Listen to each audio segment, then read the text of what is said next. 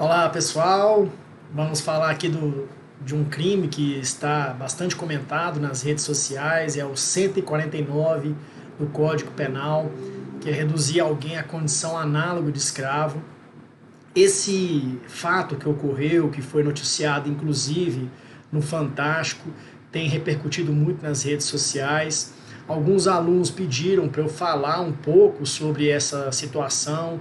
E aí eu pensei muito e falei, bom, dá para falar sobre o tema sem adentrar nos fatos, né? Porque nós, como operadores do direito, temos que tomar cuidado para não explanar nada que a gente não tenha contato com os autos. E pensando nisso, eu pensei que poderia falar um pouquinho para vocês sobre esse crime e algumas características processuais que existam nele. Então aqui a gente não vai julgar ninguém, a gente não vai emitir uma opinião subjetiva sobre ponto nenhum, a gente vai falar sobre o crime e alguns pontos processuais que vocês precisam saber. Vamos lá então, eu fiz uma apresentação aqui rapidinha para vocês, tá aí meu Instagram para vocês seguirem. O crime de redução de condução análoga de escravo, ele está tipificado lá no 149 do Código Penal. E ele tem uma tipificação aberta. O que significa isso?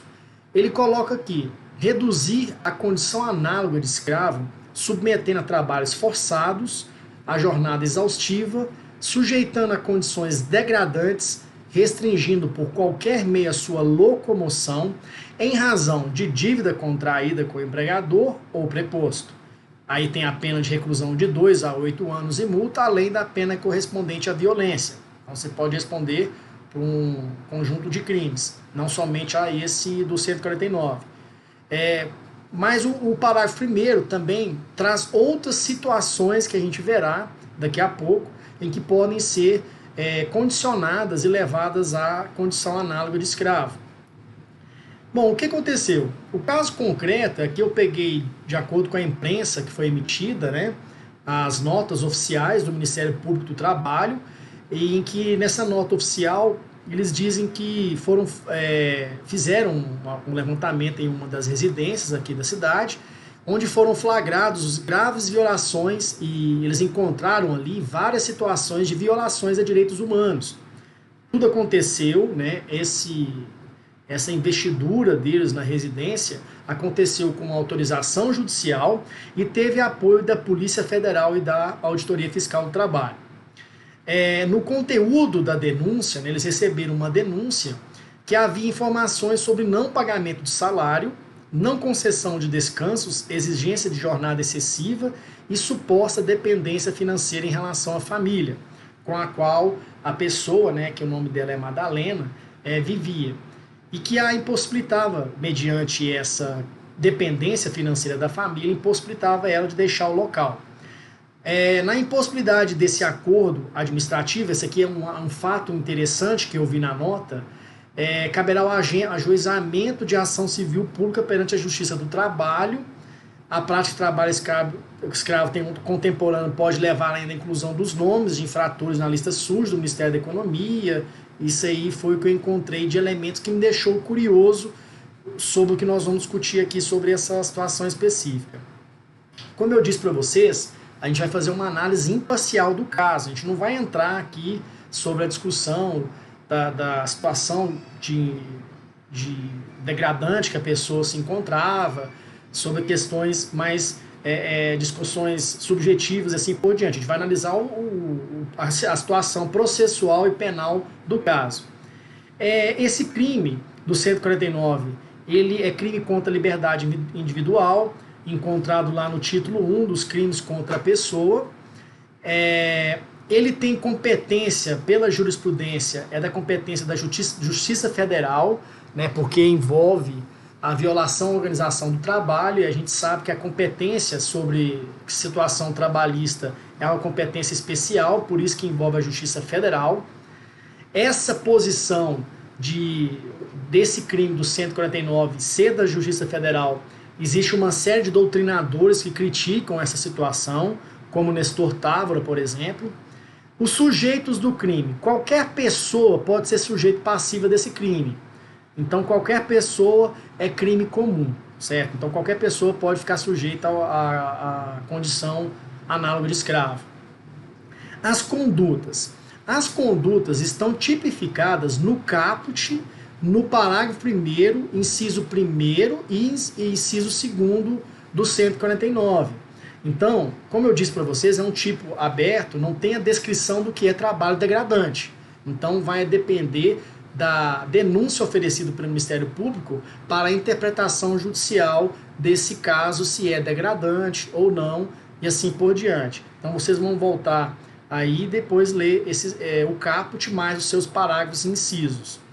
Também só é aceita a forma dolosa, tá? Então a pessoa tem que aceitar que colocou, né, que ela tem que assumir a condução da situação degradante da pessoa, né? Não é aceita condução culposa nessa situação. Existe a majorante do parágrafo 2º, que coloca aqui o quê? Que a pena é aumentada, é um aumento de pena, tá?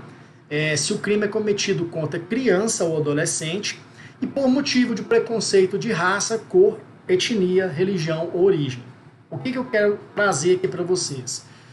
A pessoa que foi colocada à condição análoga de escravo, que foi a Madalena, ela é uma pessoa negra. É preciso verificar nos autos, né, se para que ocorra esse aumento de pena, que ela foi colocada em virtude da sua raça ou cor, né? Porque não pode inferir ou deduzir neste momento de que já poderia caber uma majorante. Ela poderá ocorrer a majorante se comprovado que ela foi colocada à situação de análoga de escravo em decorrência da cor dela. Então tomem cuidado com isso. A ação penal desse crime do 149 é uma ação penal pública incondicionada. Então, assim que recebeu a notícia crimes, o Ministério Público tem que atuar. Porém, o que eu achei curioso é esse procedimento administrativo. E aí me fez pensar, será que caberia a acordo de não persecução penal? Daqui a pouco eu vou esclarecer para vocês sobre isso. Mas antes de entrar sobre o ANPP, quero que fique claro para vocês que também não cabe, ficou até errado aí, não cabe o juizado criminal. Por quê? Porque a pena, né, lá no 61, considera infrações penais de menor potencial ofensivo crimes que a lei comine pena máxima, não superior a 2 anos. Essa pena máxima desse crime aqui, ela vai até 8 anos. E também não caberia suspensão, pois a pena mínima combinada foi igual ou inferior a 1 ano, que não é o caso desse caso também. Caberia acordo de não persecução penal? Bom, entendo que não. Por isso que eu achei estranho essa confusão em relação à ação civil pública, porque se for configurado o 149, essas pessoas vão responder por uma ação penal. E aí o 3A do Código de Processo Penal é permitida a ampla defesa, o contraditório, eles vão responder um processo criminal. Agora, eu não tenho conhecimento desses autos, não sei como foi a condução, e aí eu fiquei curioso, né? Será que caberia então acordo de não persecução penal? Também entendo que não, porque quando nós pegamos o artigo 28A, os seus elementos e requisitos do artigo 28A colocam que não é possível, né? Como, por exemplo, com pena mínima inferior a 4 anos, até caberia, né? Mas assim, quando você coloca sobre a questão de não ter violência, né, nós poderíamos induzir aqui que teria uma violência na condição análoga do 149 de escravo, né, porque seria uma violência imprópria, assim por diante. Então, poderíamos aferir que sim, haveria uma violência nessa situação e, por fim, entendemos que não caberia o acordo de não persecução penal.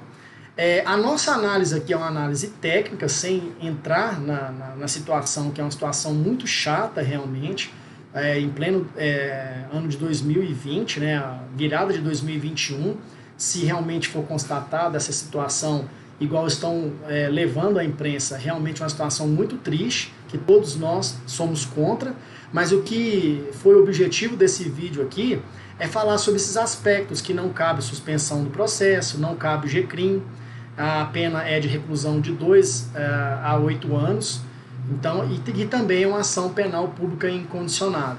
Vamos aguardar então cenas dos próximos capítulos para a gente talvez aí voltar com algum outro vídeo esclarecedor para vocês aqui.